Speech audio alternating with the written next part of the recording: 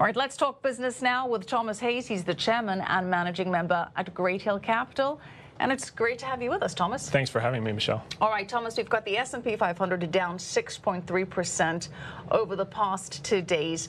We do have a number of companies issuing forward guidance of lowered revenues. But overall, is this sell-off an overreaction? Do you expect much damage beyond, say, a quarter of missed revenue? Yeah, I think the market will start to look through this. We've had, it's a human tragedy, of course. We've had 2,400 deaths. But if you put it in perspective, it's less than 7% of the deaths that we're going to get from the regular flu this year in the United States. So what we need to see, and everyone's focused on Italy and Iran, what we need to see is that China has already plateaued. So you had 900 new cases on February 3rd. You had 9 new cases yesterday outside of Hubei province. So if we can start to see things contained, we know we have the Gilead drug. It just has to be approved for this specific use.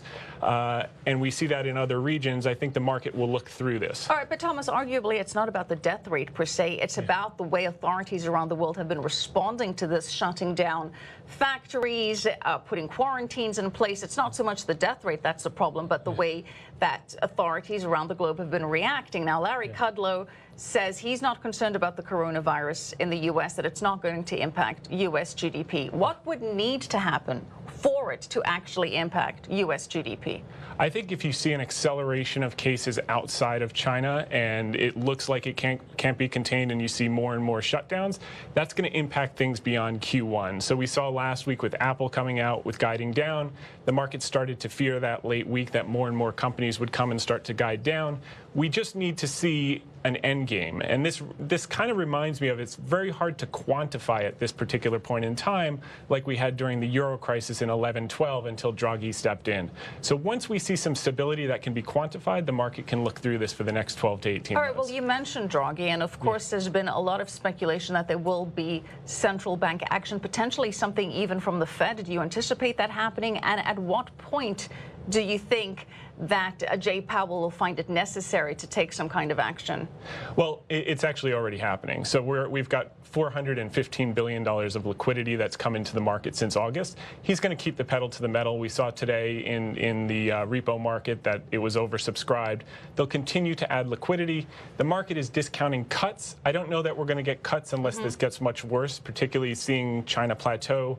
And now we'll be able to manage it in other markets. So the Fed stands ready to act. China has added huge amounts of liquidity to the market, and the factories are opening in many parts of China. So you've got stocks like Apple and Facebook hitting correction territory, down over 10%. Is this an opportunity to step in and buy, to quote Warren Buffett, be greedy when others are fearful? I think you've got it exactly, and I think it's with caution. So we started to nibble today on defensives. So very, very carefully in stocks that were already starting to come down and were already trading at low valuations, got hit a little harder. So defensives, in our case, we nibbled on Pfizer, for instance. We nibbled on Altria. These are stocks you go to when you're not full out confident. They're very large companies. They're very defensive. And as things start to settle down, now going into this, we were trading at 19 times forward earnings. The market needed the excuse to sell off.